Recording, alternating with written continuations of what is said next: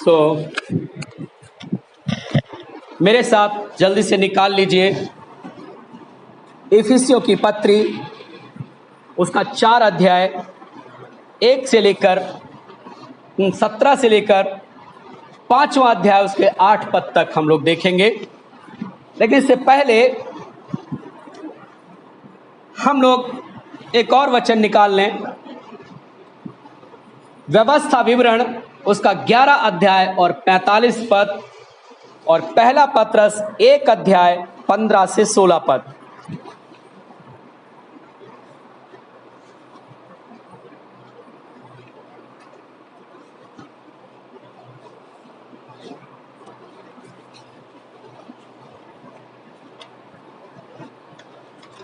निकाल लिया हो तो कोई जन लय व्यवस्था पढ़ सकते हैं।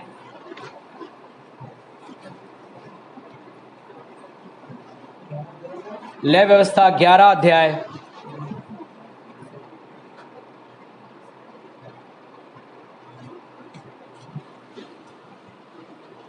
और उसका 45 पद।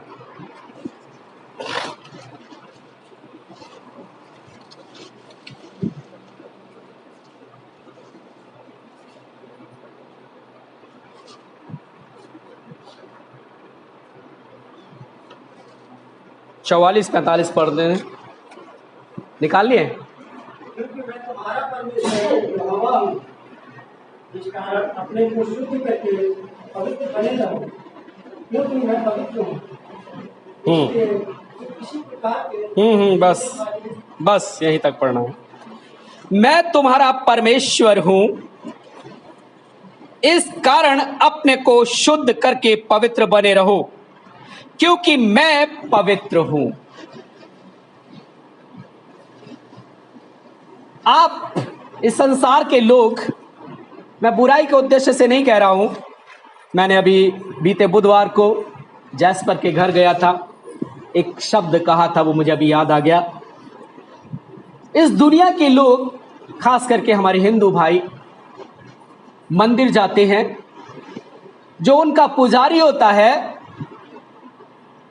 वो उनसे उनके जीवन के बारे में कोई सरोकार नहीं रखता।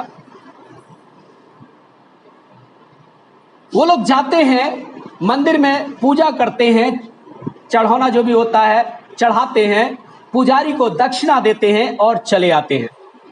वो व्यक्तिगत जीवन में क्या कर रहे हैं इससे उनको कोई मतलब नहीं। लेकिन यहां हम देखते हैं हमारा परमेश्वर, जो उसके बच्चे हैं, जो उसके पास आते हैं, आपसे एक अपेक्षा करता है। वो कहता है पवित्र बनो, क्योंकि मैं पवित्र हूं। अगर आप परमेश्वर के पास आना चाहते हैं, अगर आप परमेश्वर के पास आते हैं, तो जरूरी है आने वाला पवित्र बने। बड़ा ही अजीब वाकया है यही चीज पत्रस कहता है। पहला पत्र जो मैंने बताया 1 अध्याय 15-16 पद में, जैसे तुम्हारा बुलाने वाला पवित्र है वैसे पवित्र बनो। केवल पवित्र बनो नहीं, जिस तरह तुम्हारा बुलाने वाला पवित्र है। आपको बुलाने वाला कौन है? आप यहां पर आए हैं, किसी मनुष्य ने आपको बताया होगा कभी ना कभी, लेकिन यहां पर लाने वाला वो मनुष्य नहीं है। यहां पर लाने वाला सिर्फ और सिर्फ परमेश्वर है।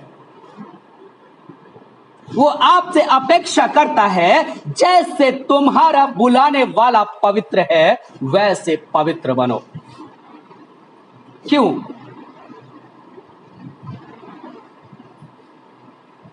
क्योंकि वचन में लिखा है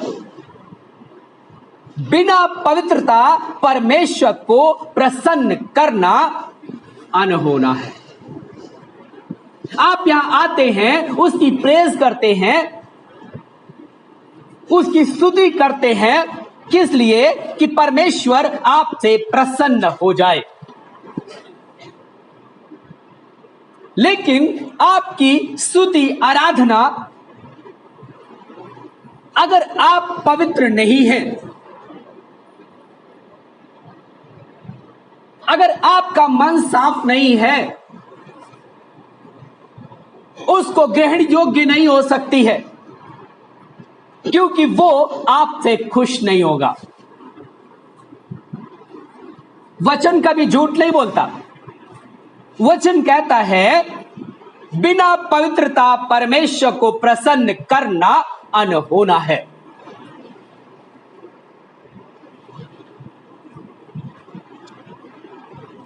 यहां उपस्थित व्यक्तियों में परमेश्वर के कितने बच्चे हैं? अपने हाथ उठाएं। जितने लोगों ने परमेश्वर को ग्रहण किया, परमेश्वर की संतान हो गए,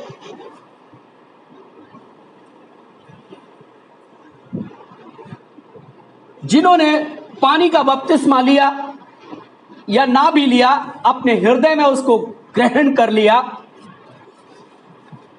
वचन कहता है जितनों ने उसे ग्रहण किया उसने उन्हें परमेश्वर की संतान होने का अधिकार दिया। जब आप प्रभु को ग्रहण कर लेते हैं तो आप उसकी संतान बन जाते हैं, उसके बेटा बेटी बन जाते हैं। लेकिन जब बेटा बेटी बन जाते हैं तो आपको जरूरी है क्या? कि आप जैसा आपका पिता है वैसे आप, उससे यही अपेक्षा की जाती है कि जैसे आपका पिता है वैसे ही आप बनना चाहिए। हर बाप चाहता है, हर एक पिता चाहता है कि उसका बेटा उसकी तरह हो। क्या मैं गलत हूं?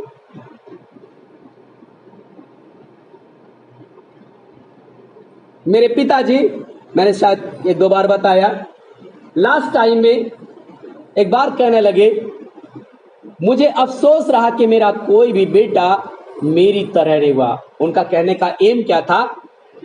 मेरे पिताजी लगभग 7.5-8 फीट के जवान थे। जवान क्या, बुढ़े हो गए थे, खैर लंबे चौड़े थे। हमको देख लीजिए, 5 फीट का, फीता लगाने की जरूरत नहीं है, एक अंश भी इधर उधर नहीं जाएगा। हम 5 फीट के, हमारे पिताजी 7.5-8 फीट के। मैं उनके यहां पर आता था। हाँ?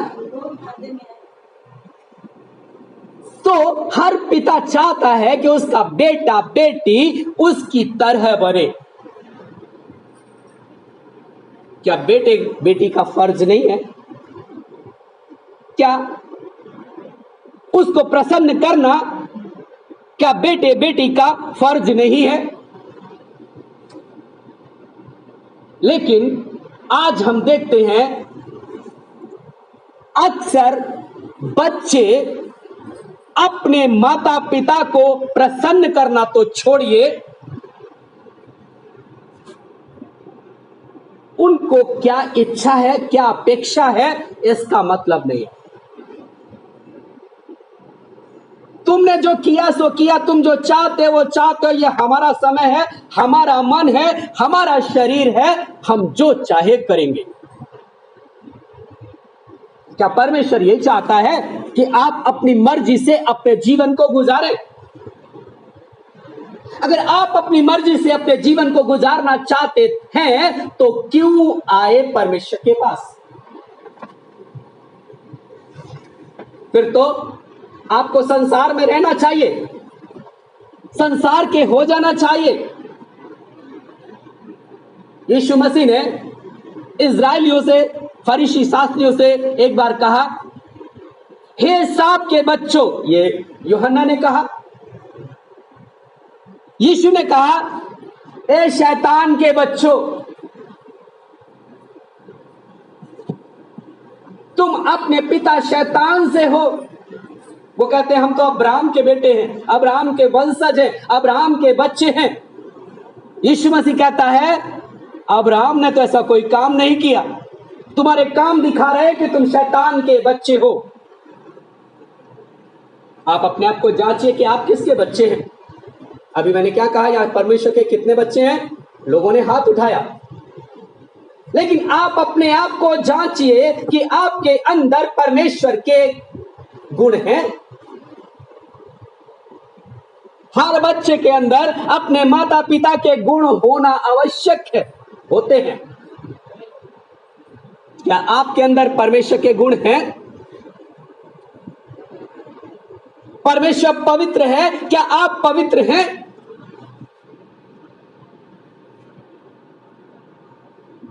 कोई एक भी अपना हाथ उठा के बता दे कि मैं पवित्र हूं। हालेलुया।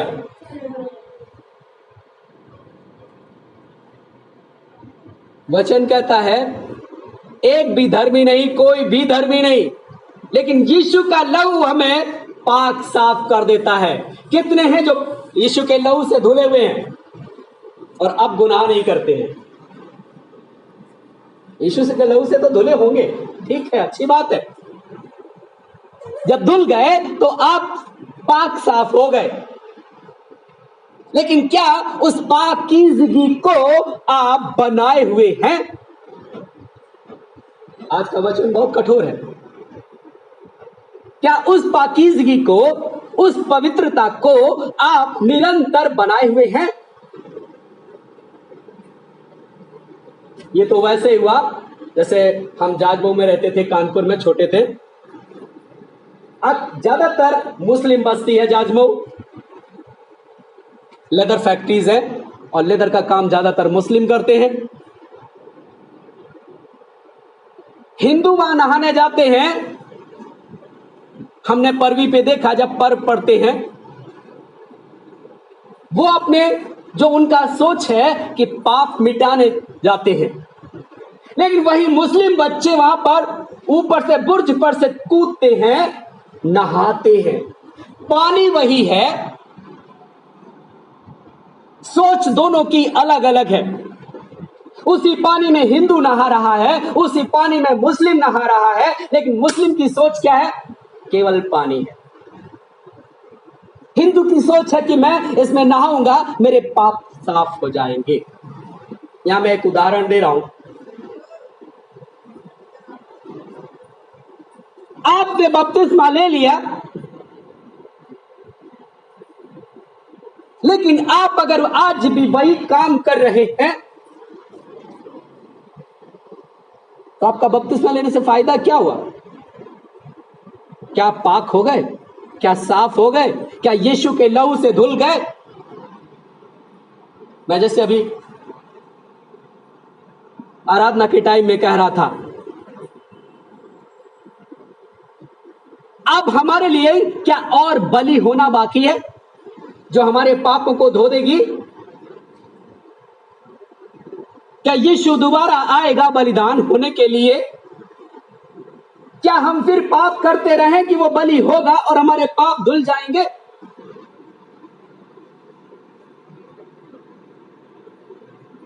नहीं। अब हमारे पापों के लिए कोई भी बलि होना बाकी नहीं है। तो क्या हमें पाप करना चाहिए, गुनाह करना चाहिए कि हमारे पास और अवसर है? नहीं। एक बार यीशु इस दुनिया में आया, आपके लिए, मेरे लिए बलिदान हो गया।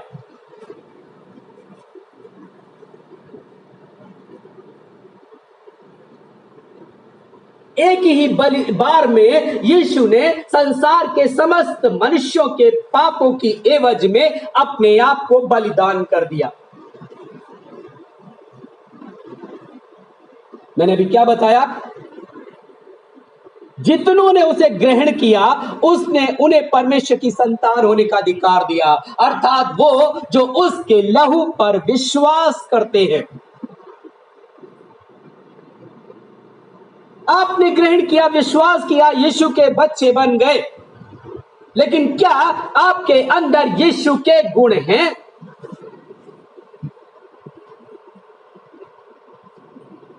वो जरूरी है।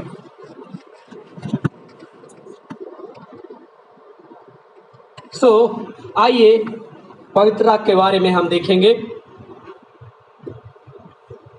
पवित्रता क्या है और हम पवित्र कैसे हो सकते हैं? मेरे साथ निकाल लें एफिसियों की किताब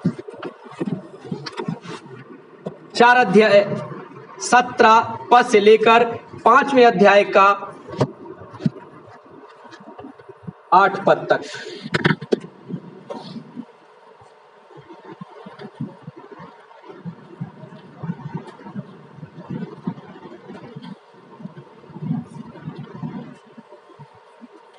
बिट्टू कहाँ गई?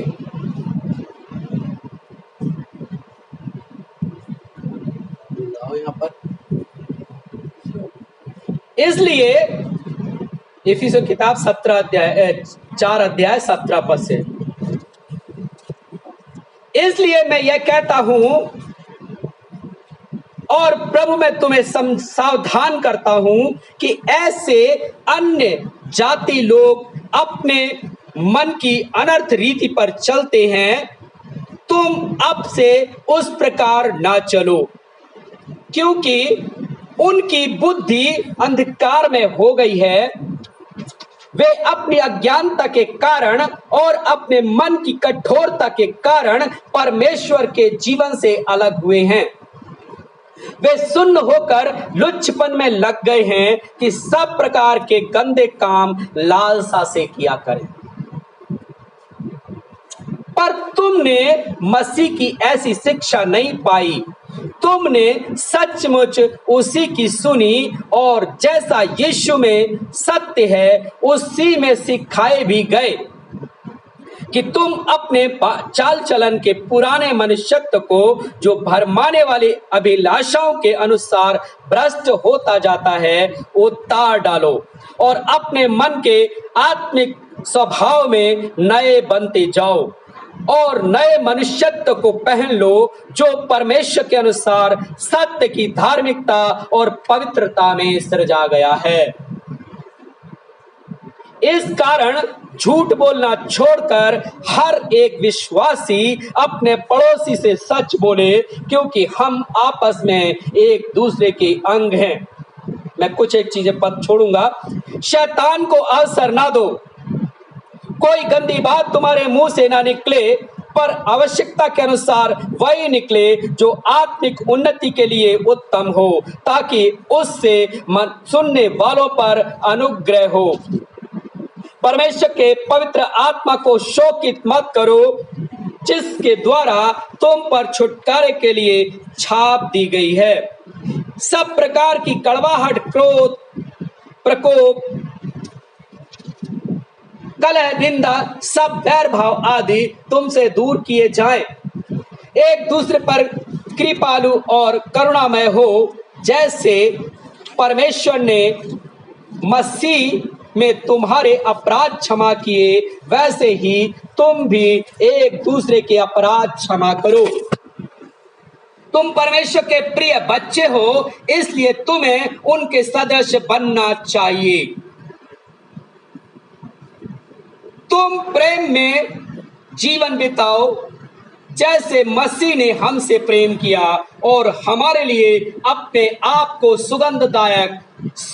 सुखदायक सुगंध के लिए परमेश्वर के आगे भेंट और बलि के रूप में चढ़ा दिया। जैसा आचरण पवित्र लोगों के योग्य है, वैसा ही आचरण तुम्हारा होना चाहिए। इसलिए तुम में व्यभिचार और किसी प्रकार का अशुद्ध काम या लोभ की चर्चा तक न हो, और न निर्लज्जता, न मूढ़ता की बातचीत, न हंसी मजाक, क्योंकि ये बातें तुम्हें सोहती नहीं। तुम्हारे मध्य में सदा धन्यवाद ही सुना जाए। तुम यह जानते हो कि किसी व्यभिचारी या अशुद्ध जन या लोभी मनुष्य की जो मूर्ति पूजा करने के बराबर है, मसीह और परमेश्वर के राज्य में मिरास नहीं। कोई तुम्हें व्यर्थ बातों में धोखा न दे, क्योंकि इन ही कामों के कारण परमेश्वर का क्रोध आज्ञा न मानने वालों पर भड़कता है। इसलिए तुम उनके सहभागी न हो। तुम पहले अंधकार में थे, परंतु अब तुम में ज्योति हो, इसलिए ज्योति की संतान के समान जीवन बिताओ। यहां पर हमने देखा परमेश्वर हमको समझा रहा है, क्योंकि उसने कहा पवित्र बनो क्योंकि मैं पवित्र हूं। अगर मैं तुम्हारा पिता हूं, अगर मैं तुम्हारा परमेश्वर हूं, तो जो आचरण मेरा है वैसा ही आचरण करना शुरू कर दो।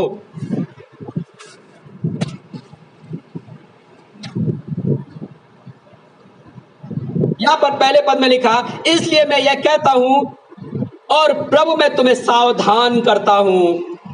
परमेश्वर का वचन हमको सावधान करता है। अगर हमारे अंदर गलत काम है या गलत अभिलाषाएं हैं, गलत चीजें हमारे दिमाग में हैं, परमेश्वर हमें सावधान करता है, वहीं पर रुक जाओ। जैसे अन्य जाति लोग अपने मन की अनर्थ रीति पर चलते हैं, तुम अब से उस प्रकार ना चलो, क्योंकि उनकी बुद्धि अंधकार में हो गई है। वे अपनी अज्ञानता के कारण और अपने मन की कठोरता के कारण परमेश्वर के जीवन से अलग हुए हैं। अन्य जाति कैसे होते हैं? क्या वो परमेश्वर का भय मानते हैं? वो शून्य होकर निर्लज्जता के काम करते हैं। चाहे कुछ भी हो, रिश्वत लेना हो, मारपीट करना हो, किसी लड़की को किसी स्त्री को गलत दृष्टि से देखना हो, या गलत काम करना हो, या व्यभिचार करना हो, क्या उनके मन में परमेश्वर का भय होता है? क्या वो परमेश्वर के बारे में वो गलत काम करते हुए सोचते हैं कि परमेश्वर इससे खुश होगा या खुश नहीं होगा? मैं जो कर रहा हूं वो ठीक है या गलत है? उनको इससे कोई फर्क नहीं पड़ता है। मैं आपको बताऊं, एक परिवार को मैं जानता हूं, अपने आप में उनको कोई लज्जा नहीं। एक 45 साल की स्त्री जिसके बच्चे बड़े थे, जवान थे, वो किसी आदमी के साथ भाग गई। मोहल्ले वालों ने कहा ये उम्र बच्चों की शादी की थी, अगर बच्चे ऐसा कर लेते तो एक बार को माना जाता, लेकिन इस स्त्री ने ऐसा किया, ये बहुत गलत किया। लेकिन वो स्त्री क्या कहती है? मैंने कोई गलत नहीं किया। उसकी नजरों में बिल्कुल लज्जा नाम की चीज ही नहीं। वो उस दूसरे आदमी के साथ बाखुशी सबके सामने रहती है।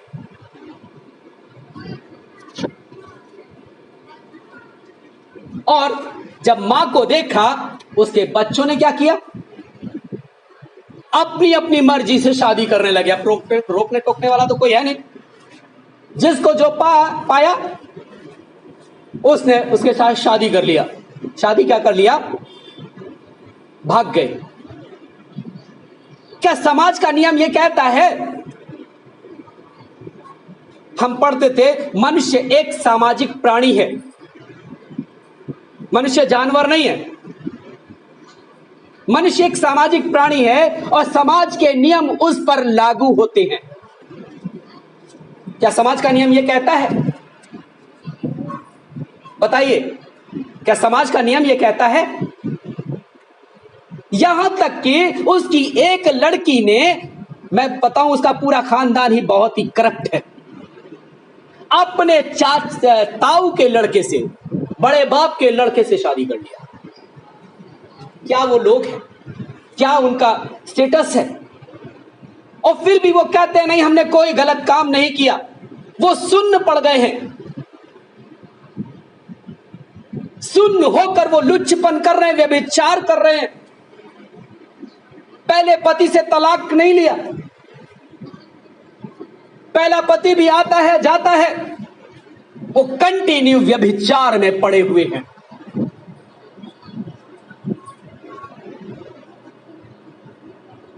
परमेश्वर कहता है ऐसे लोग सुन्न होकर लुच्चपन करते हैं।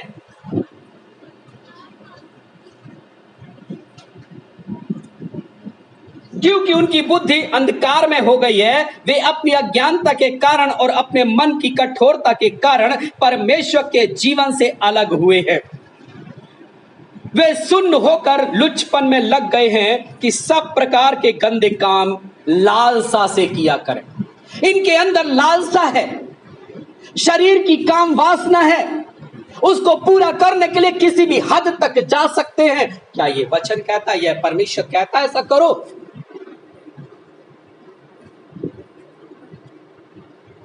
परमेश्वर ने कहा, हम पुराने नियम में पढ़ते हैं, पहले उत्पत्ति में परमेश्वर को आदम का अकेला रहना अच्छा नहीं लगा।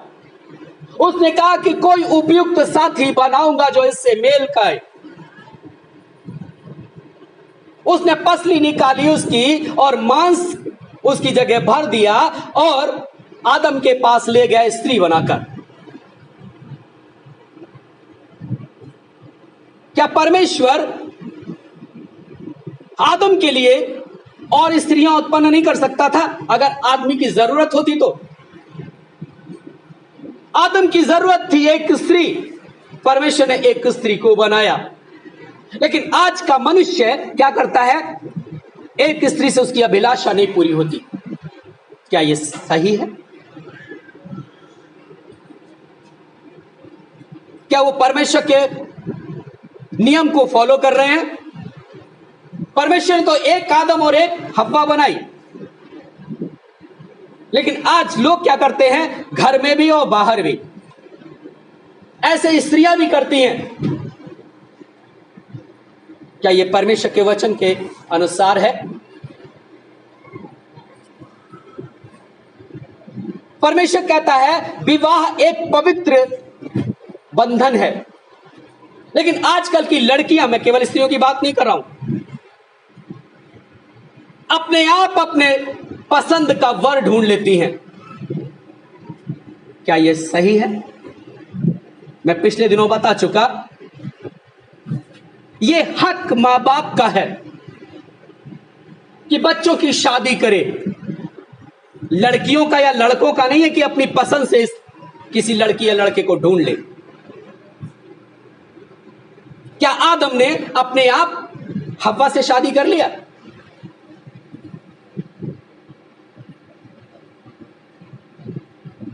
परमेश्वर आदम के पास हव्वा को लेकर गया, क्योंकि आदम का पिता था परमेश्वर, और पिता की जिम्मेदारी थी कि वो आदम को उसका उपयुक्त साथी दे। हर मां बाप की जिम्मेदारी है कि बच्चे का विवाह करे उसकी उम्र होने पर। बच्चे की जिम्मेदारी नहीं है कि वो अपने आप से शादी कर ले, अपनी पसंद से शादी कर ले। आज बहुत से बच्चे कहते हैं जिंदगी हमारी है, जीवन हमको काटना है, हम अपनी पसंद से देख के शादी करेंगे। क्या यह बच्चों का हक है? आज संसार के लोग भी ह्यूमन राइट के नाम पर कहते नहीं है उनका हक है, उनकी जिंदगी है, लेकिन वचन इसको अलाउ नहीं करता है।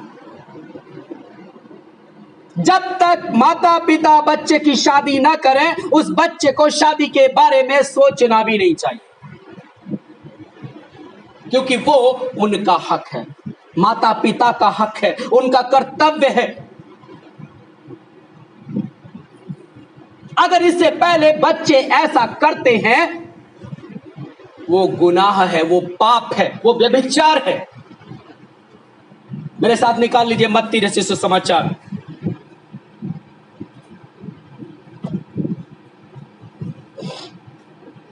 उसका 5 अध्याय 27 से लेकर 30 पद तक। यह लिखा है, तुम सुन चुके हो, तुमसे कहा गया था व्यभिचार न करना, परंतु मैं तुमसे कहता हूं कि जो कोई पुरुष किसी स्त्री को बुरी नजर से देखे तो वह अपने मन में उससे व्यभिचार कर चुका। यदि तेरी दाहिनी आंख तुझे ठोकर खिलाए तो उसे निकाल कर अपने पास से फेंक दे, क्योंकि तेरे लिए यही भला है कि तेरे शरीर का केवल एक अंग नष्ट हो, किंतु तेरा सारा शरीर नरक में ना डाला जाए। जो लड़की या जो लड़का किसी स्त्री को या किसी पुरुष को, किसी लड़के को गलत दृष्टि से देखता है, मान लो वो लोग आज क्या कहते हैं, हमने तो प्यार किया है, कोई पाप नहीं किया है, बड़ा डायलॉग है। वहां पर कौन सा प्रेम है? क्या ईश्वरीय प्रेम है? वासना का प्रेम है। और वासना जब आपके मन में आती है, पर वचन क्या कह रहा है? जिस घड़ी तुमने विचार कर लिया, उसी घड़ी आपने व्यभिचार कर लिया।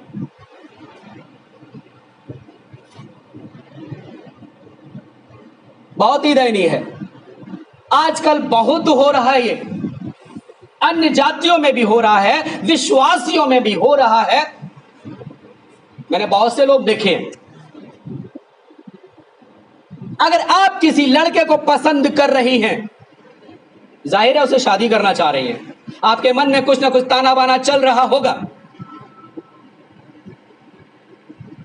आप व्यभिचार कर रहे हैं, क्योंकि आपके मन में वो ख्याल आ रहे हैं। अगर लड़का ऐसा सोच रहा है तो वो भी गलत कर रहा है, क्योंकि उसके मन में भी ख्याल आ रहे हैं, वो भी व्यभिचार कर रहा है। और वचन में अभी हमने जैसे पढ़ा, क्या व्यभिचारी स्वर्ग में प्रवेश करेगा? क्या है?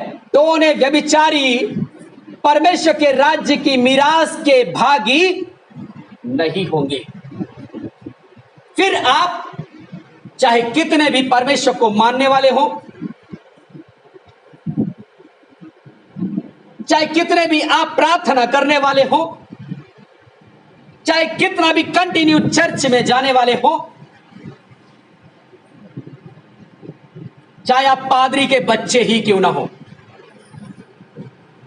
यीशु मसीह कहता है, उन दिनों बहुत से लोग मेरे पास आके मुझसे कहेंगे, हे प्रभु, मैंने तेरे नाम से क्या दुष्ट आत्माओं को नहीं निकाला? क्या मैंने तेरे नाम से बड़े बड़े आश्चर्य काम नहीं किए? पर मैं तुमसे कह दूंगा, हे कुकर्म करने वालों, मैं तुम्हें नहीं जानता। आप धोखे में हैं। आप सोच रहे हैं कि हम परमेश्वर के बच्चे हैं, लेकिन कहीं ना कहीं चलते फिरते कोई स्त्री कोई पुरुष को आप देख लेते हैं, आपके मन में गलत ख्याल आ जाता है, आप स्वर्ग के राज्य के वारिस नहीं होंगे। आपको सोचना चाहिए, गलत ख्याल आपके मन में भी नहीं आना चाहिए।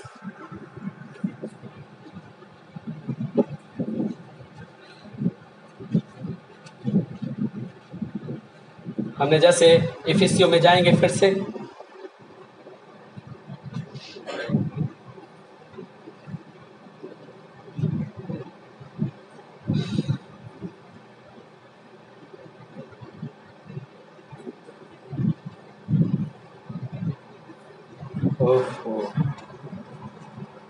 बस थोड़ा सा,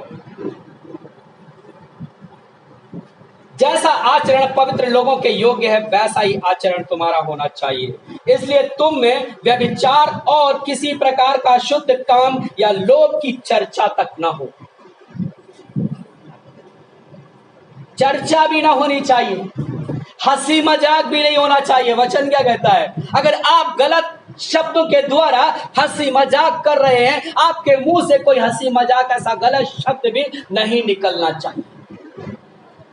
आप तो कहेंगे ऐसा कैसे हो सकता है, जिंदगी नीरस हो जाएगी। कुछ लोग हमारे साथ के लोग होते हैं जो नौकरी पेशे वाले होते हैं, यार बिना हंसी मजाक नहीं करेंगे टाइम कैसे कटेगा? लेकिन टाइम पास आप करने के लिए अपनी जुबान को गंदा करते हैं, जुबान के साथ साथ दिल और मन दोनों गंदे हो रहे हैं। क्या लिखा है? और न निर्लज्जता या मूढ़ता की बातचीत, न हंसी मजाक। बहुत से लोग निर्लज्जता की बातें करते हैं। आजकल व्हाट्सएप बहुत चल गया है, कुछ लोग अपने प्रेमी प्रेमिका व्हाट्सएप में लिख रहे हैं, कोई माँ बाप नहीं जान रहा है, उसमें बातचीत हो रही है, उन्होंने क्या है कोड डाल दिया है, माँ बाप नहीं देख पाएंगे। बातचीत चल रही है, निर्लज्जता की बातें हो रही हैं। आप कह रहे हो कि हम मसीह हैं, आप सोचते हो कि हम स्वर्ग चले जाएंगे, कदापि नहीं जाने पाएंगे।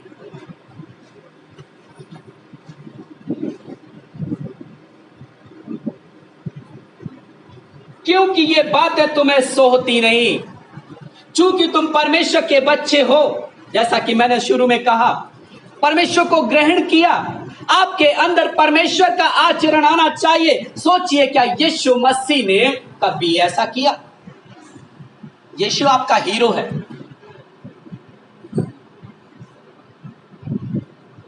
क्या यीशु ने ऐसा किया? क्या परमेश्वर के किसी सेवक ने ऐसा किया? एक को छोड़ के, उसको सजा मिल गई। जो करेगा उसको सजा अवश्य मिलेगी। परमेश्वर किसी का पक्षपात नहीं करता। आप फिर चाहे कितने बड़े पादरी के बच्चे क्यों ना हो, चाहे कितने बड़े सेवक क्यों ना हो, बहुत से सेवक भी गिर जाते हैं।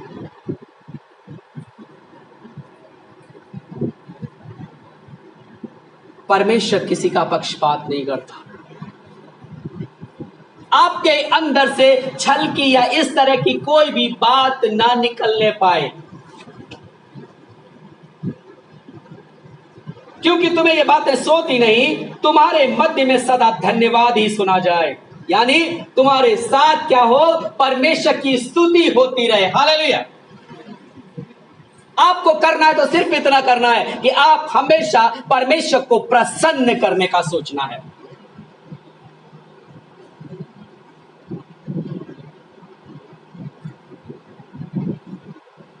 तुम यह जानते हो कि किसी व्यभिचारी या अशुद्ध जन या लोभी मनुष्य की जो मूर्ति पूजा के बराबर है, मसीह के राज्य में मीरास नहीं होगा। ऐसे लोग जो काम करते हैं वो परमेश्वर के राज्य के वारिस कभी नहीं होने पाएंगे। यीशु मसीह ने आपको क्यों बुलाया, या यीशु मसीह संसार में क्यों आया है? अगर आप ऐसा काम कर रहे हैं तो यीशु का इस संसार में आना आपके लिए व्यर्थ है। यीशु ने आपके लिए अपने प्राणों को दिया। क्यों दिया? कि आपको कर्म करें, आप गलत काम करें, गलत सोचें, गलत व्यवहार करें। क्या इसीलिए यीशु मसीह बलिदान हुआ?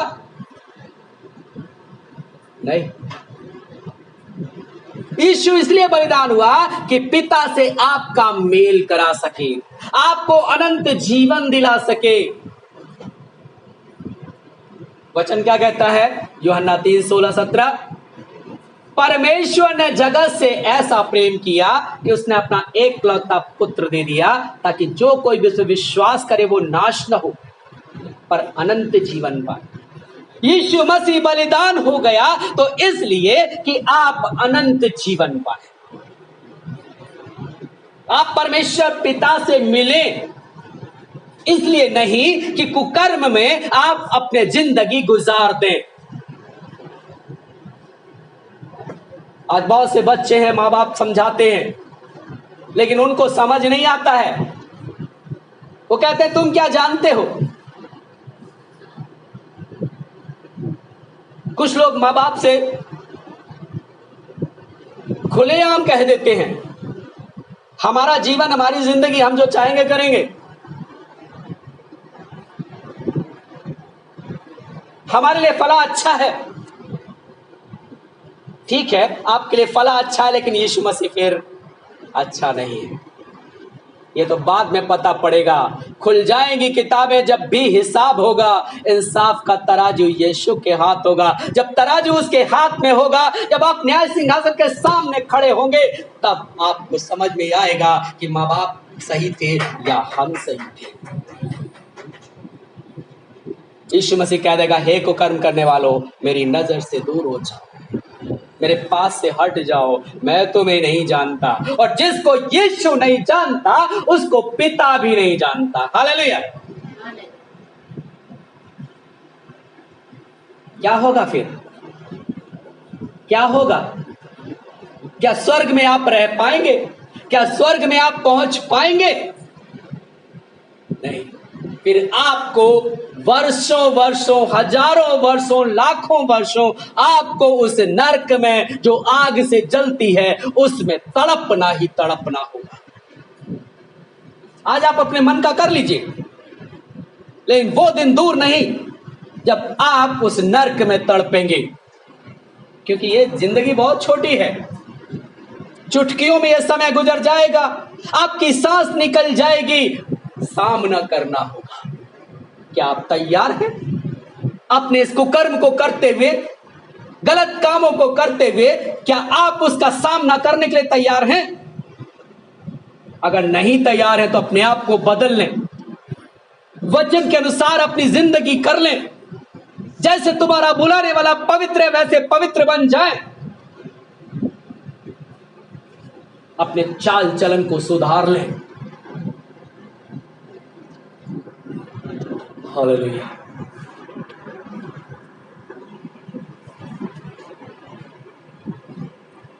उत्पत्ति 17 का 1 देख लें हम। यहां पर लिखा हुआ है,